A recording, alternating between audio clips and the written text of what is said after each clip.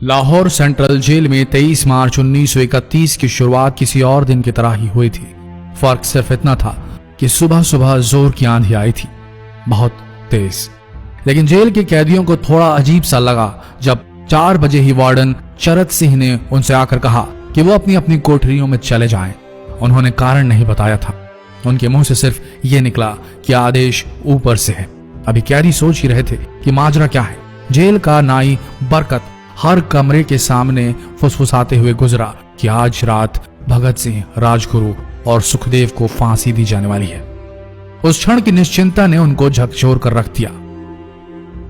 कैदियों ने बरकत से मनुहार की कि वो फांसी के बाद भगत सिंह की कोई भी चीज जैसे पेन, कंघा या घड़ी उन्हें ला कर दें ताकि वो अपने पोते पोतियों को बता सकें कि कभी वो भी भगत सिंह के साथ जेल में बंद थे। बरकत भगत सिंह की कोठरी में गया और वहां से उनका पेन और कंघा ले आया। सारे कैदियों में होड़ लग गई कि किसका उस पर अधिकार हो। आखिर में ड्रॉ निकाला गया, लाहौर कॉन्स्पिरेसी केस। अब सब कैदी चुप हो चले थे।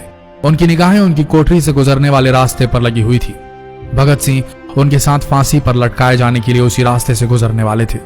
एक बार पहले जब भगत सिंह उसी रास्ते से ले जाए जा रहे थे तो पंजाब कांग्रेस के नेता भीमसेन सच्चर ने आवाज ऊंची कर उनसे पूछा था, आप और आपके साथियों ने लाहौर कॉन्स्पिरेसी केस में अपना बचाव क्यों नहीं किया?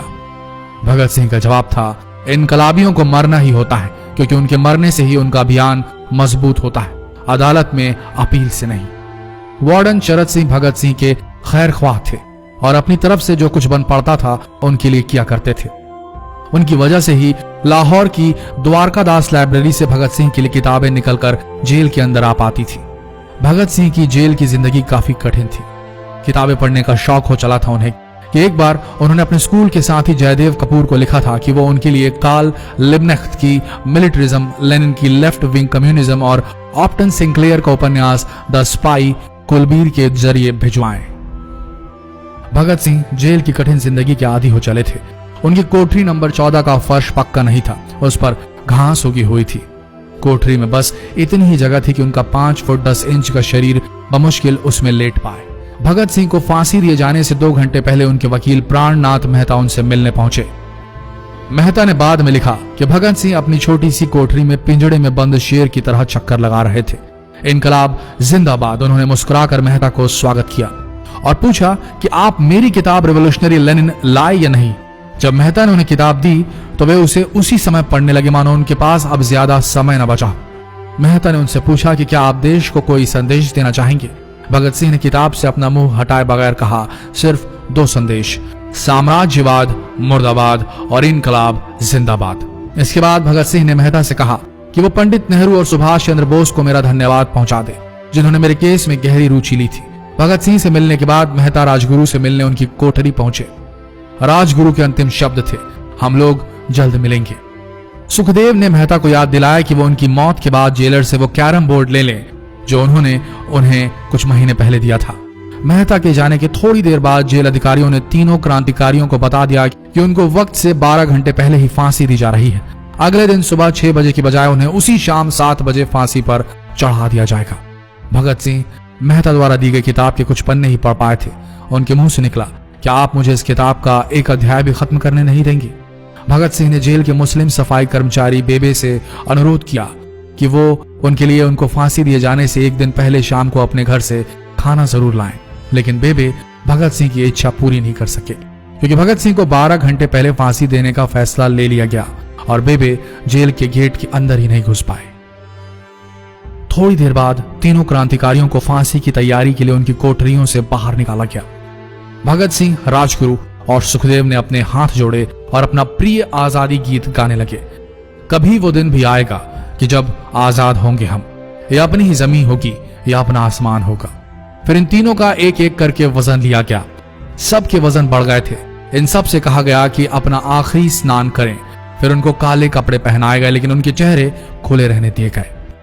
चरत सिंह ने भगत सिंह के कान में फुसफुसा कर कहा कि वाहे गुरु को याद करो। फांसी का तख्ता भगत सिंह लिए बोले, पूरी जिंदगी मैंने ईश्वर को याद नहीं किया। असल में मैंने कई बार गरीबों के कलेश के लिए ईश्वर को कोसा भी है। अगर मैं अब उनसे माफी मांग लूं तो वो कहेंगे कि इससे बड़ा डरपोक कोई नहीं। इसका अंत नजदीक आ रहा है, इसलिए ये माफी मांग रहा है।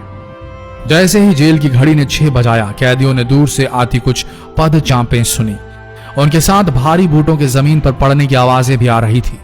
साथ में एक गाने का भी दबा स्वर सुनाई दे रहा था, सरफरोशी की तमन्ना अब हमारे दिल में है। सभी को अचानक जोर जोर से इनकलाब जिंदाबाद और हिंदुस्तान आजाद हो किनारे सुनाई देने लगे। फांसी का तख्ता पुराना था, लेकिन फांसी देने वाला काफी तंदुरुस्त। फांसी देने के लिए मसीह जल्लाद को लाहौर के पास शाहदरा से बुलवाया गया था। भगत सिंह इन तीनों के बीच में खड़े थे। भगत सिंह अपनी मां को दिया गया वो वचन पूरा करना चाहते थे कि वो फांसी के तख्ते से इनकलाब जिंदाबाद का नारा लगाएंगे। लाहौर जिला कांग्रेस के सचिव पिंडी दास सोंधी का घर लाहौर सेंट्रल जेल से बिल्कुल लगा हुआ था। भगत सिंह ने इतनी जोर से इनकलाब जिंदाबाद का नारा लगाया कि उनकी आवाज सोंधी के घर तक सुनाई दी। उनकी आवाज सुनते ही जेल के दूसरे कैदी भी नारे लगाने लगे। तीनों युवा क्रांतिकारियों के गले में फांसी की रस्सी डाल दी गई, उनके हाथ और पैर बांध दिए गए।